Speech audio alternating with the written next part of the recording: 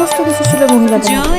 দেখলেই বুঝতে পারছো জায়গাটা দেখো, এই জায়গায় খাওয়া দাওয়ার অনুষ্ঠান হয়েছিল, একটা বাইরে এবং একটা ভিতরে। তো আমরা ভিতরে জায়গা পেয়ে গেছিলাম, তাই আর বাইরের দিকে তাকাইনি, আর জানতামও না যেহেতু ফার্স্ট টাইম এখানে জায়গা আছে, দেখো জানতাম না।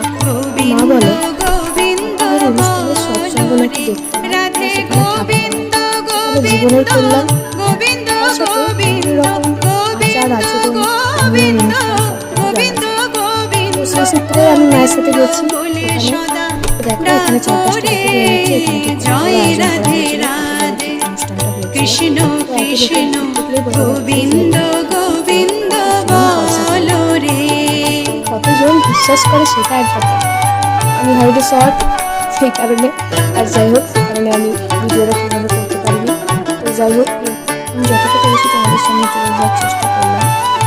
অনুষ্ঠান অনেক কিছুই রয়েছে যেগুলো আমরা দেখতে পাইনি। আমাদের সেখানে পৌঁছানোর কথা ছিল 12টা কি 12:30টার মধ্যে, কিন্তু বৃষ্টিটা এমনভাবে এলো যে যেতে অনেকটাই লেট হয়ে গেল আমাদের।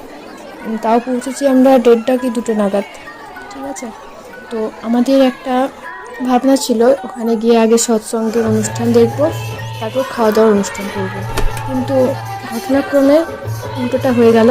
যাই হোক সৎসঙ্গের অনুষ্ঠান কিছুটা দেখলাম, তারপর আমরা বাড়ি ফিরে এলাম। দেখো এখানে কত সুন্দর একটা আয়োজন হয়েছে, এখানে একটা মা নাচ করছে পর্যন্ত, এতটা ভক্তির চোরে তিনি ভগবানকে এতটা